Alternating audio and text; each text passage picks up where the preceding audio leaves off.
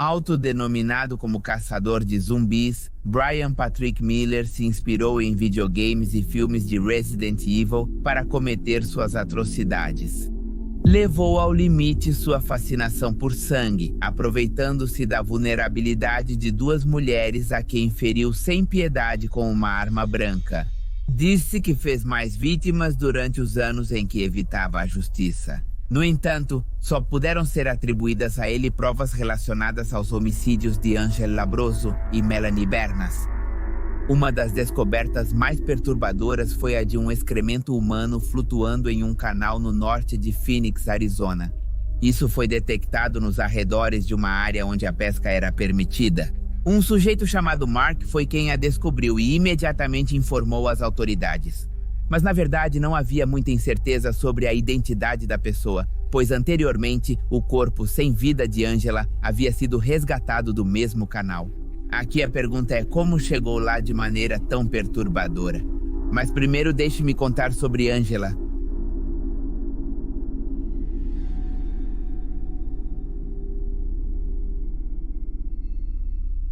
Seu nome completo era Angela Mary Brousseau, uma garota nascida na Pensilvânia em 8 de novembro de 1970. Ela acabara de se formar no Instituto de Tecnologia de Los Angeles quando cruzou o caminho do sujeito que acabaria com seus dias. Corria o ano de 92 e a jovem profissional e independente mantinha um relacionamento amoroso com Joseph Krakovitz, de 24 anos ainda estudante, mas no campus de Phoenix, no Arizona. Ambos, muito apaixonados, decidiram dar o próximo passo e começar uma vida juntos. Por isso, mudaram-se para o Arizona. Lá, ele poderia continuar seus estudos enquanto ela encontraria um emprego e novos hobbies para se divertir. Adaptar-se à sua nova realidade não foi muito difícil. Angela rapidamente encontrou um lugar onde poderia continuar com seu estilo de vida esportivo. Ela se inscreveu em aulas de aeróbica, onde passava 3 dias por semana. Sendo então uma amante da atividade física, não lhe parecia suficiente ir à academia sem complementar sua rotina com um passeio de bicicleta quase diariamente. Ela gostava especialmente de percorrer alguns quilômetros à beira de um canal que atravessava toda a área metropolitana de Phoenix, acompanhada de pontes, restaurantes e outros estabelecimentos, além de paisagens muito relaxantes. Então logo se tornou uma de suas atividades favoritas. Obviamente, ela não tinha ideia de que esse passatempo tão saudável seria o que a levaria diretamente a São Pedro. Então tudo começou na tarde de 8 de novembro de 1992. O jovem casal passou a tarde comemorando o 22º aniversário de Angela. Eles tiveram um encontro em seu restaurante favorito e conversaram por horas. Ambos estavam extremamente felizes por terem alcançado seu objetivo de começar uma vida juntos e com a comemoração da garota, nada mais merecia do que um delicioso bolo. Foi por isso que Joseph colocou mãos à obra e pouco antes das 7 da tarde decidiu assar ele mesmo. No entanto, havia uma pendência a ser feita antes de começar a cozinhar. Eles tinham as bicicletas em reparo e precisavam buscá-las o mais rápido possível, então saíram muito depressa e voltaram a tempo para fazer o bolo. No entanto, muito entusiasmada com sua bicicleta já pronta, Angela quis sair para dar um pequeno passeio. "Dou uma volta e volto rápido", foi o que ela disse ao namorado. Em seguida, eles se despediram com um beijo e a garota saiu para percorrer o mesmo caminho que havia percorrido nos últimos meses. Quanto mais ela pedalava, mais se aproximava, infelizmente, do seu cruel destino e, sem esperar, de repente alguém a derrubou. Enquanto isso, em casa, o jovem estava esperando por ela para continuar com a celebração.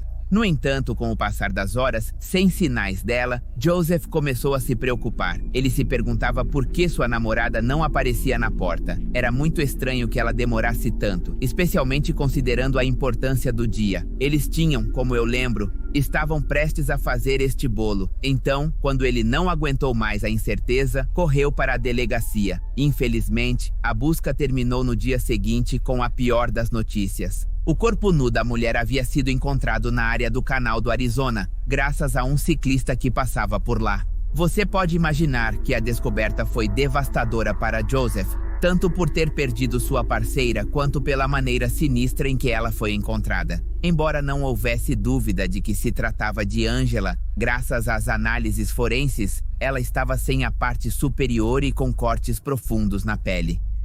Surpreendentemente, havia uma cabeça rondando ou escondida por perto. No momento, não se tinha ideia de quem poderia ter feito algo tão perturbador, tão atroz, mas havia certeza de que, infelizmente, ela havia sofrido um abuso íntimo antes de falecer.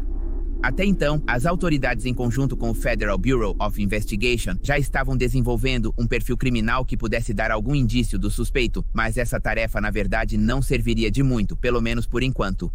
A verdade é que quem eles estavam procurando se chamava Brian Patrick Miller, de 20 anos de idade. Ele é natural de Trenton, que fica em Michigan, e carrega uma história bastante perturbadora, cujos tons escuros começaram a se desenhar desde a sua infância. Vou falar do seu passado. Sua mãe era ou é Ellen Miller. Na verdade, ela nunca teve o instinto materno esperado após dar à luz.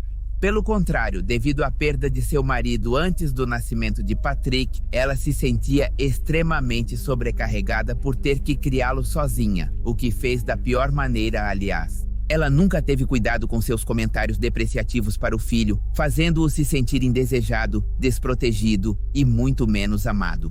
Como consequência, o estado emocional e psicológico do garoto foi duramente afetado, manifestando-se posteriormente em seu comportamento rebelde. Quando ele tinha 16 anos, já havia perpetrado uma série de crimes menores, entre os quais se destaca como mais grave um incêndio provocado. No entanto, o pior estava por vir, pois por volta de 1989 ele foi preso por ter atacado com uma arma branca uma mulher que transitava em um shopping center. No entanto, devido à sua menoridade, ele foi apenas confinado em uma instituição juvenil, até completar 18 anos. Disse que 2 anos após sua libertação, ele também tirou a vida de uma jovem de 13 anos chamada Brandy Myers, assim como Shannon Almuck, de 16 anos. O paradeiro da primeira ainda é desconhecido e a segunda, curiosamente, apareceu sem vida pouco depois de nada se saber sobre Brandy. Então é provável que ambos os casos estejam ligados tanto entre eles quanto aos de Angela e Melanie, mas infelizmente é algo que nunca saberemos. E por outro lado, logo após o homicídio cometido contra a jovem originária da Pensilvânia, Patrick iniciou o que seria seu relacionamento mais longo. A garota se chamava Amy. Não há muita informação pública sobre sua vida pessoal, exceto as declarações que ela deu depois que a verdadeira face desse sujeito foi revelada, pois enquanto estava com ela, ele cometeu outro crime tão perturbador quanto o anterior.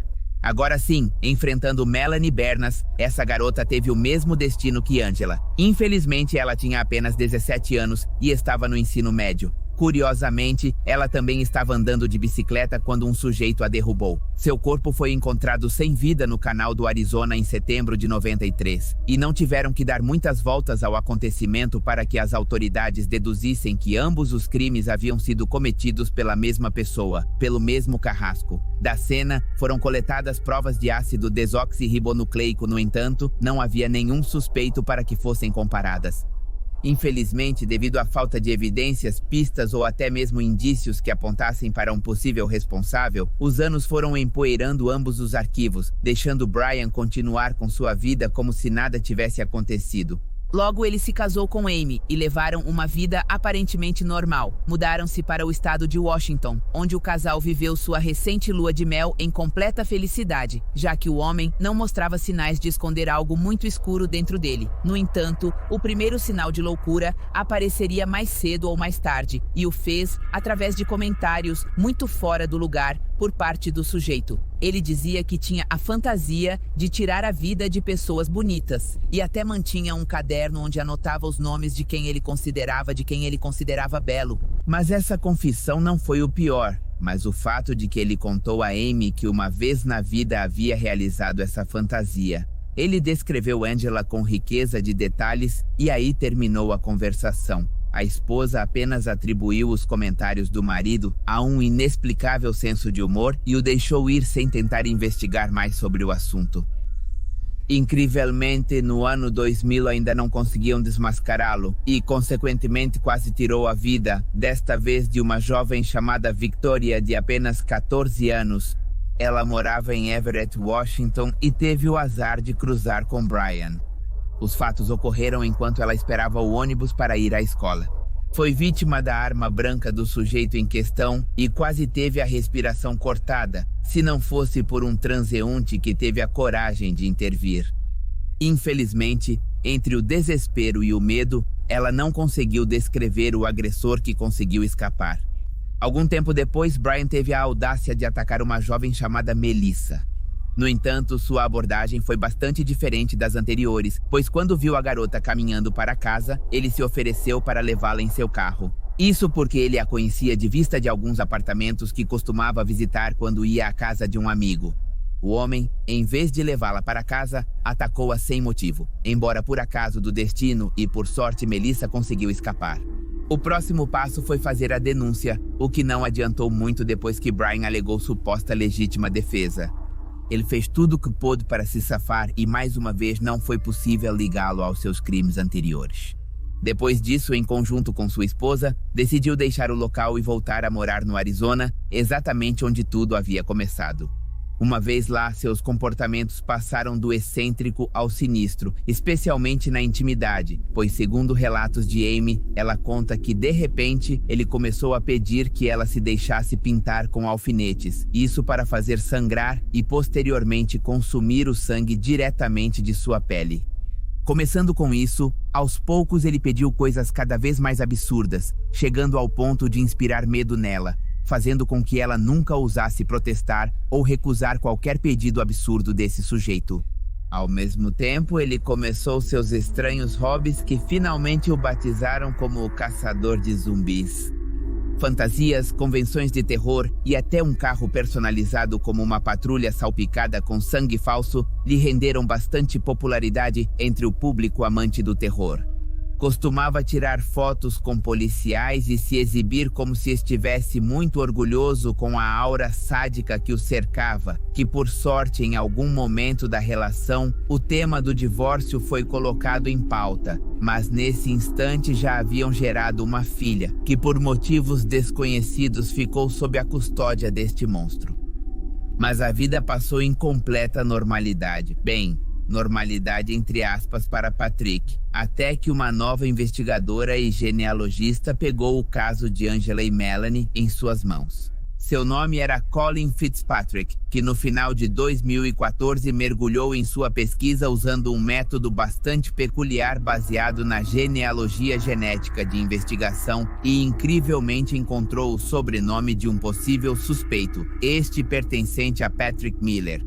Foi questão de tempo até que em janeiro de 2015, um investigador disfarçado se encontrasse com o suspeito em um restaurante. Ele conseguiu se passar por um trabalhador de segurança e, tão fácil quanto tirar um doce de uma criança, escondeu um dos copos que Patrick havia usado para beber.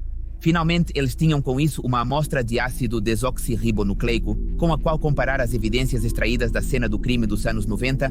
Quando as amostras coincidiram, levou apenas alguns dias para colocá-lo sob custódia. No entanto, mesmo com tudo contra ele, negou ter algo a ver com os casos, forçando assim os investigadores a adotar outros tipos de técnicas para fazê-lo confessar. Eles se lembraram que anos atrás o rapaz havia atacado uma mulher, pelo que posteriormente pagou 2 anos em um centro juvenil. Após o ataque, ele desmaiou e não recordava de nada.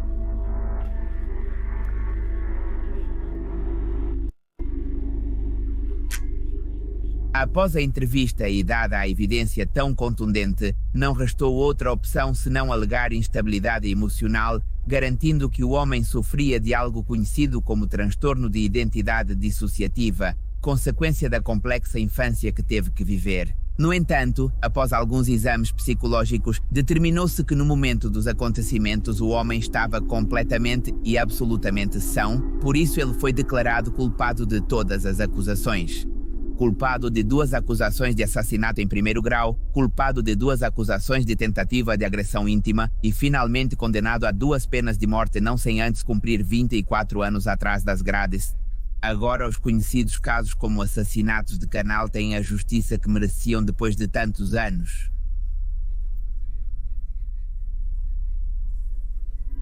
Estou como Pepe em Documentários Misteriosos, onde você encontra este tipo de vídeos, e o outro estou como Algo para Sempre by Pepe, onde você vai poder ver vídeos de esportes e de personagens importantes.